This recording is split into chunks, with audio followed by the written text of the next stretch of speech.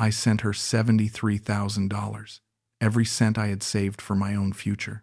She said her mother was dying. She said the hospital wouldn't treat her without payment. She cried on video calls. I believed every word. Then I saw the Instagram post, her smiling on a yacht in Dubai, champagne in hand, wearing a dress that cost more than my monthly pension, and I realized I never knew her at all. It wasn't the first conversation that got me. It was the night she stayed on video call with me for 6 hours while I couldn't sleep. I'd been lying there in my Portland duplex, the rain hitting the windows, another microwave dinner sitting cold in my stomach, and she just talked to me about nothing, about everything. "Tell me about your day, my king," she said, and I actually believed someone cared. Her name was Lovely. 26 years old, from Pampanga, worked night shifts at a call center. Our time zones lined up perfectly. She made me laugh when I'd forgotten what that felt like. I'm 59, divorced 3 years, living alone, watching baseball games by myself. My ex-wife stopped looking at me years before the papers were signed. My daughter, Karen, she's 32 now, hasn't forgiven me for all those years.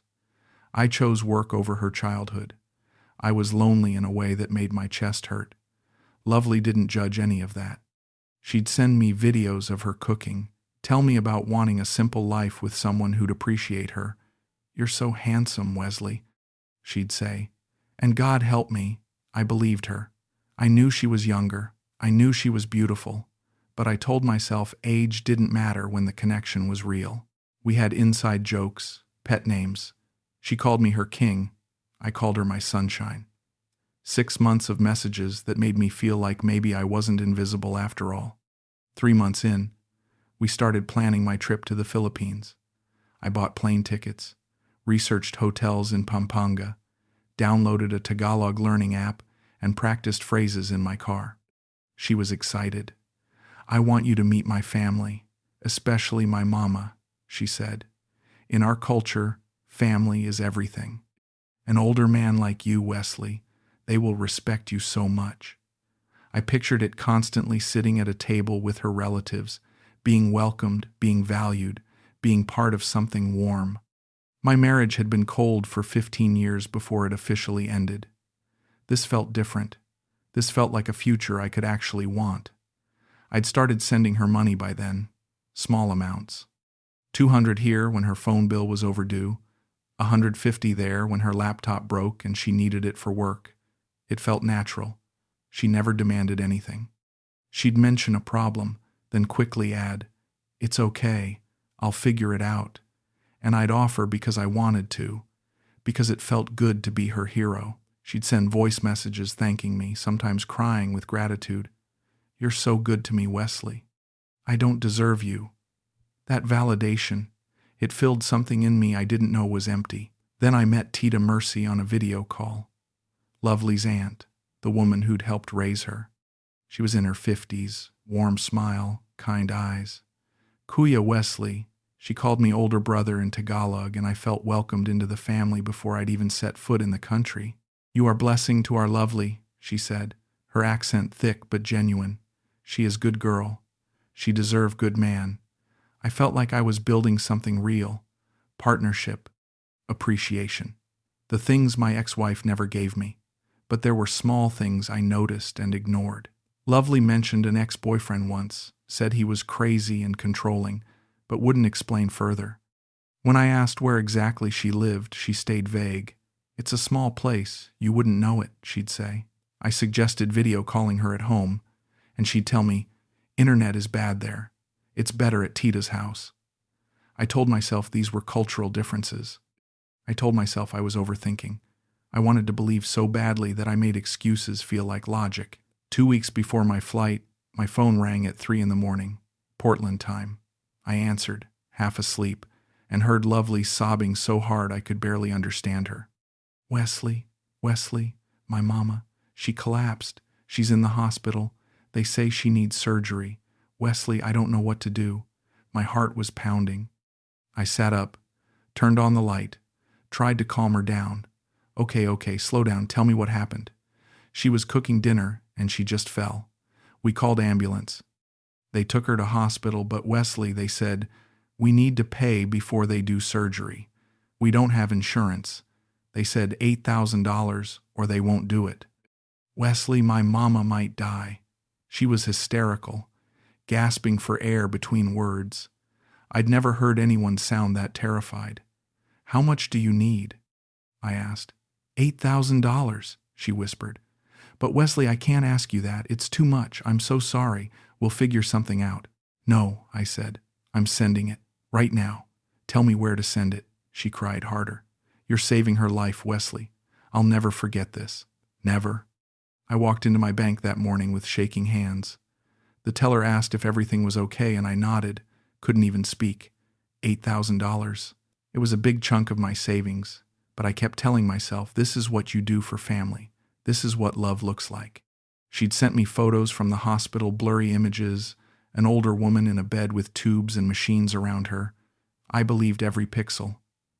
That afternoon, Tita Mercy called me. Her voice was thick with emotion. Wesley, you are a blessing.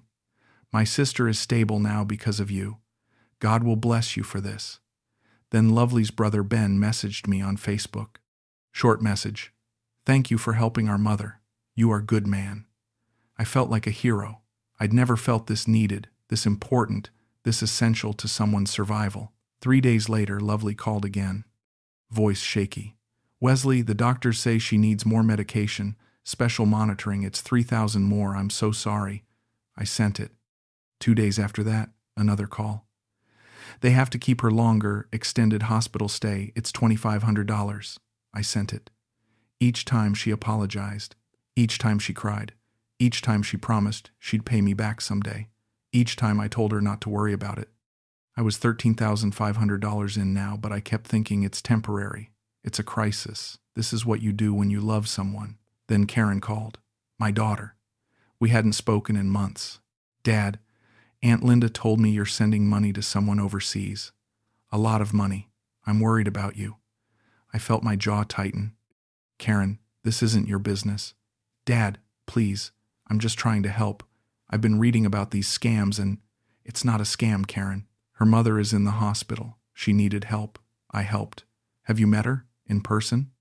We're planning a trip, but her mother got sick. So, Dad, please listen to me.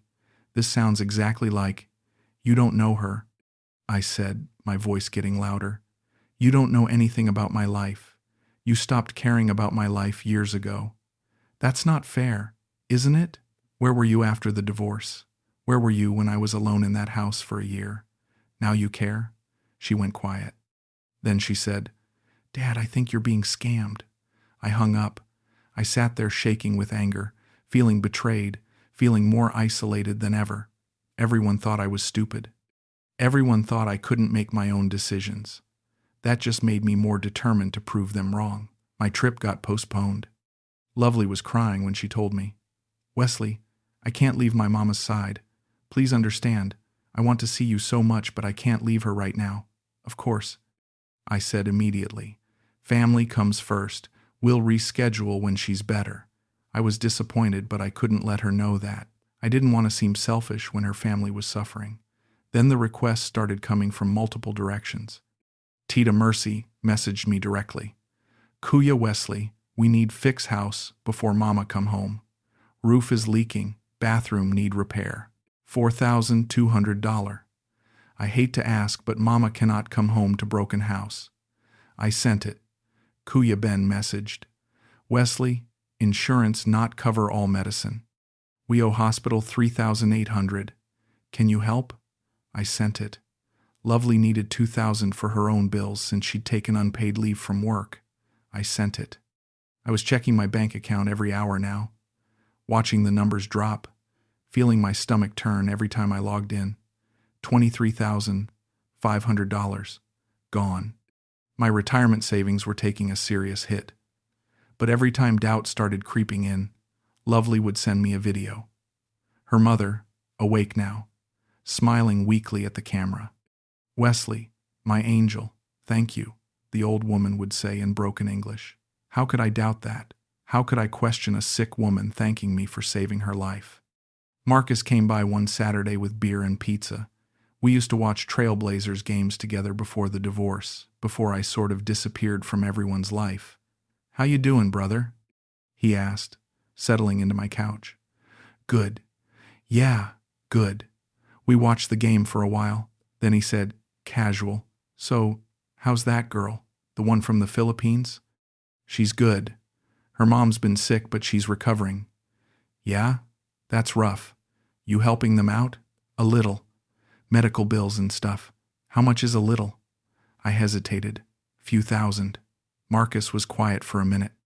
Then he said, "Careful, Wesley, man. I'm going to say something and I want you to know it's because I care about you. Have you verified any of this? Video called the hospital? Talked to doctors?" I felt anger flash through me hot and fast. "You think I'm stupid?" "No, brother. Everyone thinks I'm stupid. Karen thinks I'm stupid. Now you think I'm stupid. That's not what I said. I'm 59 years old, Marcus. I can make my own decisions. I know you can. I'm just suggesting. I don't need your suggestions." He went quiet, finished his beer, left early. I felt terrible but also furious. Nobody trusted me. Nobody believed someone could actually care about me. That night I couldn't sleep. I lay there doing mental math in my head. 23,500. Okay, that's significant but not devastating. I can rebuild. I'll work an extra year before fully retiring. I'll cut back on expenses. This is just a rough patch. Once Lovely's mom is better, things will stabilize. We'll get married. I'll move there or she'll move here and we'll rebuild together. I started researching Philippine hospitals on my phone at 2 a.m. Medical costs, treatment prices. Everything I read was vague enough that I could convince myself it was legitimate. The internet said medical costs in the Philippines varied widely. Some sources said surgery could cost anywhere from $5,000 to $20,000. That made sense, right? I wanted to believe so badly that I turned ambiguity into certainty. Then Lovely called with something new. "Wesley, I need to tell you something and I'm so ashamed." She was crying again. "They're going to take the house. Property taxes, we didn't pay because all money went to Mama's surgery, $6,500. If we don't pay by Friday, we lose the house. Mama will have nowhere to go when she leaves hospital." I stared at my phone. This was the first time I hesitated. $6,500 on top of everything else. "Lovely, I understand," she said quickly. "I've asked too much. This is my problem. I'll figure it out." Then she went quiet, really quiet. I sat there for 2 days with that guilt eating me alive. Images of her mother being released from the hospital with nowhere to go. Lovely and her family on the street. All because I wouldn't help one more time. On Thursday night, I sent the money. 3 o'clock in the morning, Portland time, my phone lit up with a message from Lovely. I grabbed it off my nightstand, heart already racing. "Wesley, please, I need to call you right now. It's emergency." I called her. She answered on the first ring, panicking. Voice so high and tight I barely recognized it. "Wesley, Mama is getting worse. The doctors said she has complication from the surgery. She needs another operation. They said it's serious. Wesley, I don't know what to do. We have no money left. We borrowed from everyone. Wesley, I'm so scared." "Okay, calm down. What do the doctors say exactly?" "They say she needs surgery again to fix something that went wrong. They say it's urgent. Wesley, they want $35,000. $35,000. I don't even know how to ask you this. $35,000. I stared at that number in the text she'd just sent. $35,000. My heart was pounding so hard I could hear it. I didn't have that much accessible without liquidating investments, without touching my 401k. "Wesley?" Her voice was small, broken. "I'm here. I'm just thinking. I understand if you can't. I would never want to burden you like this. We'll figure something out. Somehow." I sat on the edge of my bed in the dark, shaking. "Let me see what I can do. Give me a day to figure it out." "Okay," she whispered. Then she sent a voice memo. I almost didn't listen to it. I should have deleted it. But I pressed play. And through her crying, barely audible, she said, I'm sorry I met you, Wesley. I'm sorry I brought you into this nightmare. Maybe it would have been better if we never connected, because now I'm losing my mama and I'm losing you and I can't breathe. I can't breathe. I listened to it 5 times. Each time it tore something deeper in me. I felt like I was drowning, like I was standing at a crossroads and every direction led to loss. If I didn't send the money, her mother might die and Lovely would never forgive me. If I did send it, I'd be financially vulnerable in a way that scared me. But what kind of man lets someone's mother die over money? What kind of man turns his back when the woman he loves is begging for help? I made the decision that would haunt me. I'd liquidate my emergency fund. I'd take a loan against my 401k. I'd send the $35,000. It would leave me exposed. But once Lovely's mother recovered, we'd rebuild together. That's what partners do. The next afternoon, Karen showed up at my door unannounced. Dad, we need to talk. Karen, this isn't a good time. Dad, Aunt Linda said you withdrew a massive amount of money. Please tell me you didn't send it to that woman. I should have stayed calm. I didn't. That woman has a name. Her name is Lovely. And her mother is dying. Dad, please, I'm begging you, stop. Just stop. Look at these. She pulled up articles on her phone. Romance scams. Filipino scams. Stories identical to mine. This is what they do. They target lonely men. They create emergencies. They bleed you dry. Get out. Dad, I said, get out. You abandoned me for years. You didn't care if I was lonely. You didn't care if I was alone. Now you show up acting like you have the right to tell me how to live my life? Get out of my house. Dad, I'm scared for you. You should have been scared for me 3 years ago when I was eating Christmas dinner alone. Where were you then? She was crying now. I'm sorry I wasn't there, but please don't do this. Get out, Karen. She left. I slammed the door, stood there shaking, hating myself, hating her, hating everyone. I sent the $35,000 in 2 transfers. My bank flagged it for fraud. I had to call and confirm it was me. Sir, this is a significant amount being sent internationally. Are you sure you want to proceed? Yes. Sir, we have to warn you that international wire transfers are, I know, just send it. My hands were shaking so hard I could barely hold the phone. I felt nauseous. There was a voice in my head screaming at me to stop, but my fingers kept completing the transaction. When it was done, I sat at my kitchen table and stared at the wall. Lovely called an hour later. Video call. She was crying but smiling. Wesley, you saved her. You saved my mama. Look. She turned the camera. Her mother was sleeping. Peaceful. Tubes still connected but peaceful. The doctors did the surgery. She's going to be okay. Wesley, I can never repay you. Never. I will spend my whole life trying. You don't have to repay me, I said. My voice sounded hollow. That's what love is. I love you so much, my king. I love you too. After we hung up, I felt empty. Not relief, not satisfaction. Just a hollow echo where my confidence used to be. I checked my bank account. $58,500. Gone. More than half my retirement savings. Evaporated in 2 months. I told myself it was an investment in our future. Someday we'd look back on this as the crisis that tested our love and proved it was real. Someday we'd tell our grandchildren about how we survived the hardest time. Someday this would make sense. But sitting there in my kitchen at midnight, none of it made sense. It just felt like drowning. The week after I sent the $35,000, something shifted. Subtle.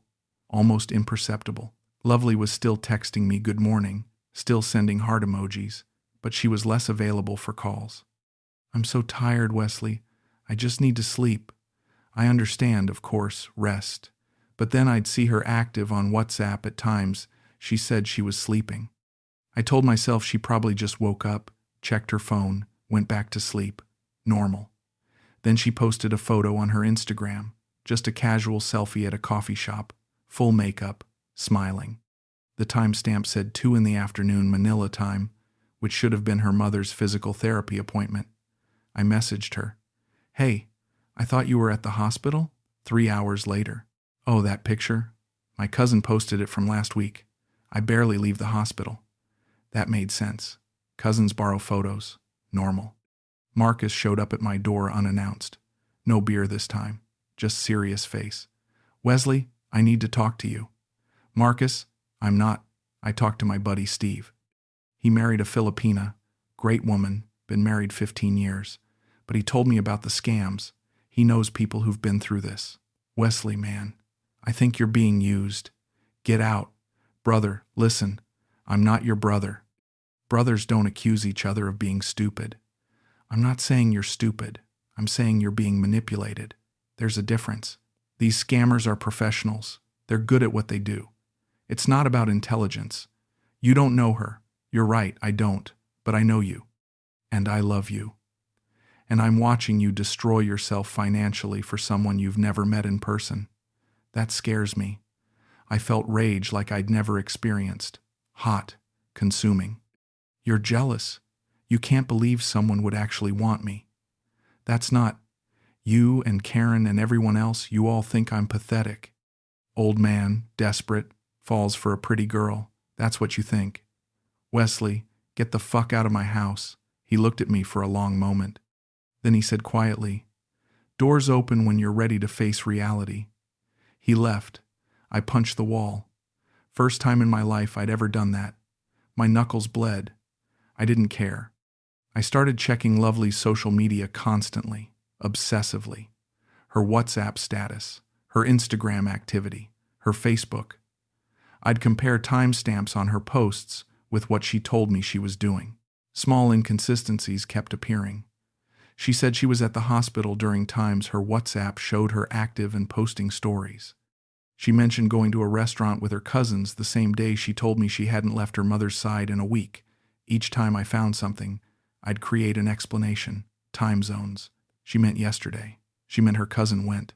I was manufacturing certainty from doubt because the alternative was unbearable. Lovely. Can I video call with your mom again? Just to see how she's doing? Oh, Wesley. The doctor said too much screen time is bad for her recovery. She needs to rest her eyes and brain. Okay, what about the doctor? Can I talk to Dr. Reyes directly, just to understand her treatment plan? He's so busy, Wesley, but I'll try to arrange it. 3 days later, a video call, blurry. A middle-aged man in scrubs. He spoke for exactly 90 seconds. Yes, patient is recovering well. Treatment is progressing. She needs continued care. Heavy accent. Then, sorry, I have emergency surgery. Must go. Call ended. I sat there staring at my black screen. Something felt wrong. Performed. Staged. But what kind of person fakes being a doctor? That would be insane. That would be evil. Lovely wasn't evil. She was desperate and scared and dealing with a family crisis. That's all. Lovely, I need to ask you something. My voice was shaking when I called her. Of course, my king, anything. Are you being honest with me? About everything? Silence. Then, Wesley, how can you ask me that? Her voice changed. Hurt. Shocked. After everything we've been through. After everything you've seen. After I've showed you my mama. After you've talked to my family. How can you ask me if I'm being honest? I'm sorry. You think I'm lying? You think my mama isn't sick? No, I didn't mean. You think I'm what, scamming you? Is that what you think? Lovely. No, I'm sorry. I'm just stressed and I showed you everything, Wesley. Everything. All the photos, all the videos. I let you into my life, into my family's pain. And you question me? I'm sorry. I'm so sorry. I don't know why I said that. Maybe you don't really love me. Maybe you don't really trust me. I do. I do love you. I do trust you. Then don't ever ask me that again. I won't. I promise. I sent her $2,000 that night to make up for doubting her. She accepted it without mentioning what I'd said. Thank you, my king. You always take care of me. I hated myself for questioning her. I hated myself for being weak. Thursday morning, 7:43 a.m. Portland time. I woke up to a message from an Instagram account I didn't know. I'm sorry you had to find out this way. Attached was a screenshot. My hands were shaking so hard I almost dropped my phone. The image showed Lovely on what looked like a yacht, turquoise water behind her, wearing a sundress that looked expensive, designer. Champagne glass raised, smiling, radiant, healthy, happy. The location tag said Dubai, UAE. The post was from 2 days ago. I stared at it. My brain couldn't process what I was seeing. The room felt like it was tilting. My chest compressed. I couldn't breathe right. The dress alone probably cost $800. The watch on her wrist looked like a Cartier, maybe $3,000. She was glowing, nothing like the exhausted, grief-stricken caregiver I'd been talking to. I clicked through to her Instagram profile. Private.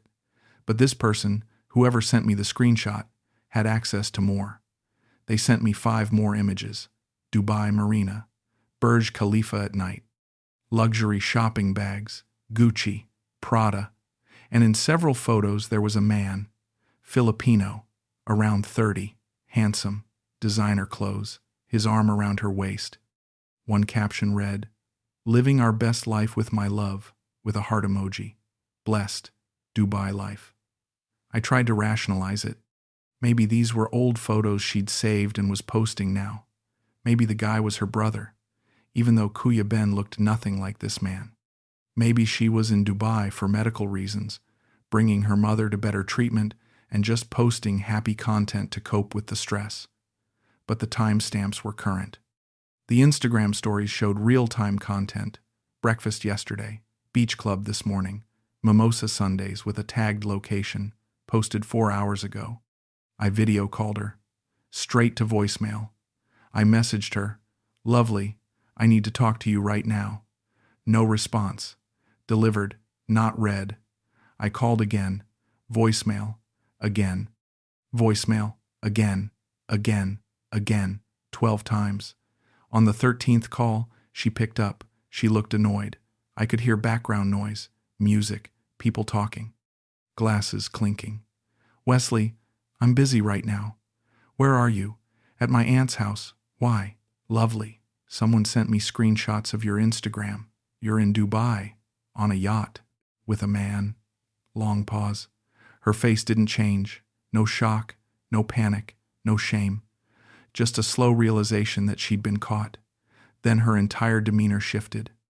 The sweet, soft voice I'd known for 6 months evaporated. What replaced it was flat, cold, dead. "Wesley, it's not what you think." "Then what is it?" "It's complicated. Your mother." "Is she even sick?" "My mother is fine." My stomach dropped. The money, the hospital, the surgery. I needed it. For what? For Dubai? For that guy? For designer clothes?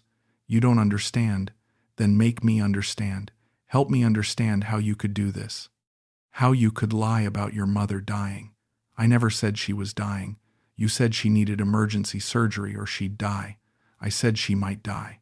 That's different. Jesus Christ. How much of it was real? Any of it? "Wesley, you're being paranoid and dramatic. $73,000, lovely. I sent you $73,000. I never forced you. You lied to me. You wanted to believe it." She said it so casually, like it didn't matter. Like I didn't matter. Was any of it real? Did you ever care about me at all? "I have to go." "Lovely, wait." She hung up. I sat there holding my phone. Everything in me was shaking. I went through our entire message history, 6 months of conversations, every photo, every voice memo, every "I love you." I saw the pattern I'd refused to see before. She'd get sweet and affectionate right before asking for money. She'd withdraw when I questioned anything. Every family emergency had perfect timing. Right when I was starting to hesitate, something new would happen that required immediate cash. The photos she sent of her mother. I reverse image searched them. Stock photos, medical stock photos, from a Filipino hospital website. She'd sent me pictures of a random sick woman, not even her mother. Just a random woman. The video calls with her mother. I looked closer at the videos I'd saved. The woman never spoke directly to me, never acknowledged me by name, just mumbled, "Thank you," to the camera, while Lovely translated. Could have been anyone, could have been staged, probably was staged. I called my bank. "I need to reverse some wire transfers." When were the transfers made, sir? Over the past 2 months. To the Philippines. I'm sorry, sir, but international wire transfers are irreversible once the funds are received and withdrawn. There has to be something you can do. I was scammed. You can file a police report and we can provide documentation, but the money itself cannot be recovered through our institution. $60,500. My emergency fund, gone. My retirement cushion, demolished. My daughter's warnings, ignored. My friend's concerns, dismissed. My own gut instinct, silenced by desperation and loneliness. I didn't sleep for 3 days. I created fake social media accounts to view Lovely's full profiles, both of them. Her real account and the fake one she'd used with me. The real account showed her whole life. Her and Vince, that's his name, Vince. Her boyfriend of 3 years, Filipino-Canadian, runs an import-export business. The Dubai trip was celebrating his business expansion. I found photos going back years. Them at restaurants, them at beaches, them at family gatherings. Her real family. The account she'd connected with me was secondary. Limited photos, carefully curated. Just enough to seem real, but not enough to reveal the truth. I joined expat forums, romance scam databases. I talked to a private investigator who specializes in international fraud. Cost me $500 for a consultation. He confirmed everything in an hour. Her mother isn't sick. She works at a local market in Pampanga. Healthy. I've got photos from yesterday. Your girl, Lovely, she's done this before. Not to this extent, but she's on multiple dating sites. We found 4 other profiles under different names. She targets older Western men, creates emergencies. The family is complicit. Tita Mercy, Kuya Ben, they're real relatives, but they're part of the scheme. The medical photos were stock images or repurposed from real hospital visits for minor issues. Dr. Reyes doesn't exist. That video call was probably a friend in scrubs reading a script. Can I get the money back? No. It's gone.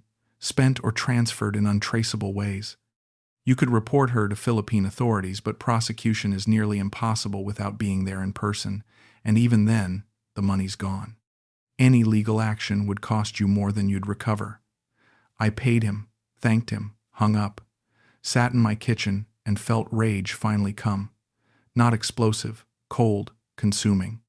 I thought about exposing her, messaging Vince, telling him his girlfriend scams old men, posting her real name and photos on scam websites, reporting her to Philippine authorities anyway.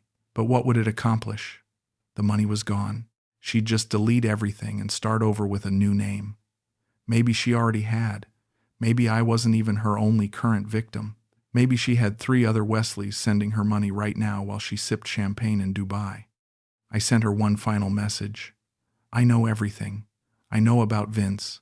I know the hospital photos were fake. I know your mother was never sick. I know you played me. I don't want the money back. I couldn't get it anyway. I just want you to know that I know. I watched the message go from delivered to read. 2 minutes later, both her accounts were deleted. My number was blocked on WhatsApp, on regular calls, on everything. Every trace of our connection erased like it never existed, like I never existed. I tried to call Karen. It rang 4 times. I almost hung up. Then, Dad? You were right. About everything. I'm sorry, she cried. Oh, Dad. I'm so sorry. I'm just glad you're safe. That you're okay. I'm not okay. I know. I'm coming up this weekend. We're gonna figure this out. Okay? I love you, Dad. I love you too. I hadn't said that to her in maybe 5 years. She drove up from Eugene that Saturday. We sat on my couch in silence for an hour. Then we talked. Really talked. For the first time in years. I told her everything. She didn't judge. She didn't say I told you so. She just listened. Marcus came by Sunday night with pizza and beer. He didn't say anything about our fight, just sat down. Turned on the game. You doing okay? No. Yeah. We sat there. He didn't make me talk, didn't force anything, just sat with me. That helped more than any words could have. I'm sitting in my Portland duplex on a rainy Saturday, 6 weeks after I discovered the Dubai photos. I'm calculating the true cost. After I confronted Lovely, she tried one more time. Different number. Wesley, this is Tita Mercy. Kuya Ben is in hospital now. He needs emergency surgery. $12,500. Please, Wesley. You are only hope. I stared at that message for 10 minutes. My hands moved toward my banking app. Muscle memory. The urge to comply was still there. That strong, that automatic. But I stopped, closed my laptop, deleted the message, blocked the number. Total, sent to Lovely and her family. $73,000.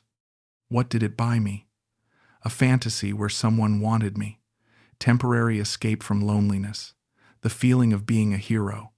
6 months of believing I'd found something real. Complete financial insecurity for my actual retirement.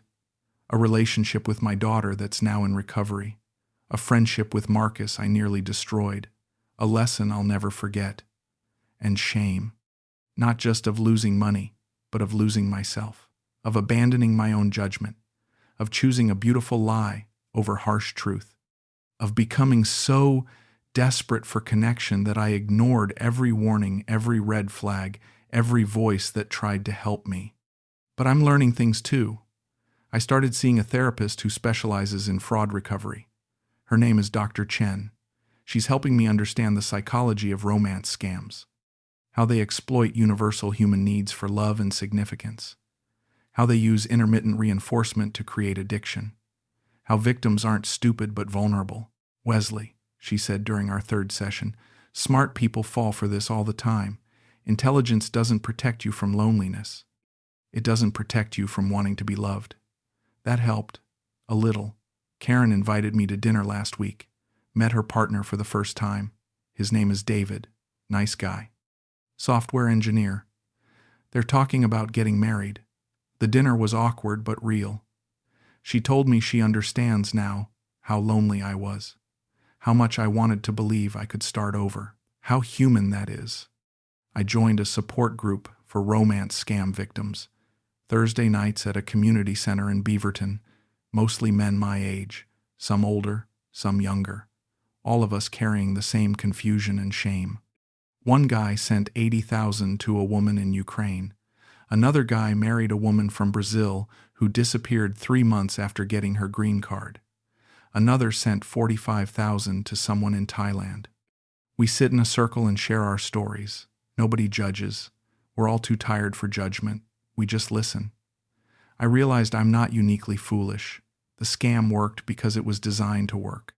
Refined over thousands of victims, perfected through trial and error. My specific combination of loneliness, guilt, and desire to be needed made me the perfect target. Understanding that doesn't make the shame go away, but it makes it bearable. I still check the Instagram accounts sometimes even though they're deleted. Muscle memory. I still wake up at 3 a.m. wondering if any of it was real. The laughs we shared, the conversations. The moment she told me I was handsome, and I believed her. Dr. Chen says that's normal. The human heart doesn't let go easily, she said, especially when it's been used. You're grieving something that never existed. That's a specific kind of pain. She's right. I'm grieving a relationship that was never real. A woman who never existed. The Lovely I loved was a character she performed. The real Lovely. Whoever she is, I never knew her at all. 6 months after the last transfer, I'm different. Not healed, I don't think that's possible, but changed. I downsized to a smaller apartment to rebuild my savings faster. 1 bedroom instead of 2. Cheaper rent. I'm working part-time consulting for my old engineering firm, bringing in extra income, giving structure to my days. I stopped checking social media obsessively. Deleted most of my apps actually. Karen told me last week she's pregnant. I'm going to be a grandfather. She asked if I wanted to be involved. I cried when she told me. Full crying. First time I'd cried since finding out the truth about Lovely. Of course I want to be involved, I told her. Are you sure? I know we have a lot to work through still. I'm sure. I'm not missing this. I miss too much of your life. I'm not missing this. We're taking it slow. Building something real. No fantasy. No pretending. Just 2 flawed people trying to repair what was broken. Marcus helped me join a hiking group for divorced men over 50. I thought it would be depressing. It's not. It's become my anchor. We hike every Sunday. Mount Tabor, Forest Park. Sometimes out to Silver Falls. We barely talk about our pasts.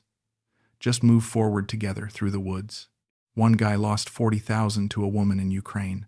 Another married someone from Brazil who vanished after the green card. Nobody judges. We just walk, put one foot in front of the other, literally and metaphorically. I still feel loneliness on quiet nights. My apartment is small and empty. I eat dinner alone. I watch baseball alone. The loneliness that made me vulnerable to Lovely hasn't disappeared. It just has less power over me now. I understand what it costs to try to fill it with fantasy. I think about Lovely sometimes. Not with rage anymore. Not even with sadness. With strange curiosity. Does she think about me at all? Does she feel guilt? Does Vince know what she does? Has she moved on to another Wesley in Texas or Australia? I doubt I'll ever know. Maybe she tells herself I could afford it. Maybe she tells herself I was lonely and she gave me companionship and that's worth something. Maybe she doesn't think about it at all. What I know for certain. I'm $73,000 poorer but significantly wiser. I understand now that connection can't be bought. That desperation makes you blind. That healing requires being honest about pain instead of running from it into someone else's arms. I know that at 59, I'm not too old to start over. But next time I'll start from a foundation of self-respect, not self-erasure. My therapist asked me what I'd tell someone about to fall into the same trap. I thought about it carefully. I'd tell him that feeling lonely doesn't mean you're defective. I'd tell him that real love doesn't ask you to prove yourself by giving up everything. I'd tell him to listen to the people who know him, not the strangers who flatter him. And I'd tell him that the hardest thing isn't being alone. It's being with someone who makes you more alone than you were before. I'm looking out my window at Portland rain right now. My savings account is growing again, slowly, $200 at a time. Karen is coming over tomorrow to show me ultrasound photos. Marcus texted about the Trailblazers game next week. My life is smaller than I once imagined it would be. Smaller apartment, smaller savings, smaller circle, but it's real. It's mine. And nobody's using it for their vacation in Dubai. I close my laptop, pour myself a modest bourbon, 2 fingers, sit in my small living room. The silence isn't comfortable yet, but it's honest. And that's a start.